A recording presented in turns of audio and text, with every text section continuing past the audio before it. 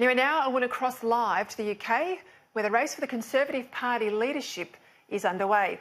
Last night, 5 candidates went head-to-head in the leadership debate, but the frontrunner, Boris Johnson, was a noticeable no-show.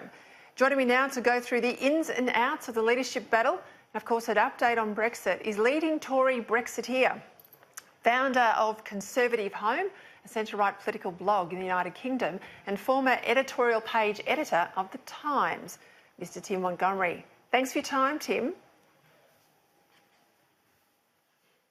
Hi, Peter. Nice to be on your show again.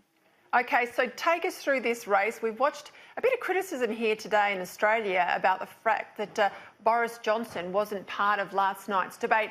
I have to say, as someone who's worked on political campaigns, if the debate or the event doesn't work for you, doesn't work for your constituency, and it didn't in this case because he's not trying to convince the public, he's trying to convince other Tory MPs, his time would have been better used, in my sense, sitting on the phone and having cups of tea with people and bringing them over. I wouldn't have put him on TV, but he copped a bit of criticism today. Yes, I think you're right. Boris Johnson has such a lead amongst the Tory grassroots. It's the Tory grassroots that ultimately choose the Conservative leader. Conservative MPs narrow the race down to 2 contenders, and then the Tory members, there are about 160,000 of them across the country, they actually choose the leader. And Boris Johnson has a 40% percentage point lead over his nearest rival. And he will, during that race, take part in 16 national hustings in which he's quizzed on any issue by Tory members. And so the idea that he's not subjecting himself to scrutiny, which journalists are complaining about again and again at the moment here in the UK, is nonsense, really. He's done major interviews for the BBC and for the Sunday Times. He's meeting MPs, as you say, in one-on-ones, and he's doing this big BBC debate later today in the United Kingdom. One of the things that's happened in this time since the departure, or the announced departure, and then the actual removal of Theresa May, has been the idea of a no-deal Brexit really being back on the table. I know people I talked about it last year, but then everyone said it couldn't happen, wouldn't possibly happen. He's now hit the issue head-on. He says if he is elected, the United Kingdom is out, come hell or high water, in October, even if that means a no-deal Brexit. We now know a lot of the other candidates, Michael Gove, Jeremy Hunt, Sajid Javid, Boris Johnson, as we know, and Dominic Raab, are all for a no-deal Brexit if it comes to that. Do you think it will? I think it's quite likely now. For all sorts of reasons. Last time I was on your programme, I said it might be forced upon us by Europe, perhaps by the French President Emmanuel Macron. Europe is losing patience with the UK taking so long over Brexit, so they might expel us without a deal. And I think there's also a great political imperative on the Conservative Party to sort this problem out. After we didn't leave, on the 29th of March, Tory support collapsed. And in the European elections, the Conservative Party, one of the most successful parties in the history of the Western world, only managed to get 9 percentage points in that election. And that was because of a terrible failure to deliver Brexit.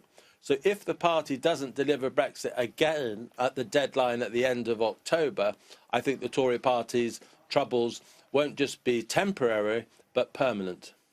I couldn't agree with you more, and I'm pleased to say that Boris Johnson says he'll withhold the £39 billion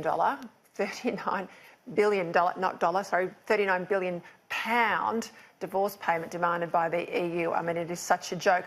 I want to get onto the issue of Trump and his stoush with the Mayor of London, but first, I can't help but ask you, I mean, it's our region, Hong Kong, but it's also a former colony of your homeland. How is the issue playing out back in the United Kingdom? There's a lot of calls here for Australian politicians to be a little bit more forthright in their condemnation of activities in Hong Kong, and certainly this extradition bill. We know it's been shelved, but everyone's saying it's only been shelved for a matter of time. How's it playing out in London, Tim? Well, it's leading all of the news bulletins here, Peter, and I personally am in awe of the protesters in Hong Kong. To think it's, a population in total of about 7-8 million, I think, and for 1 to 2 million people to be on the streets.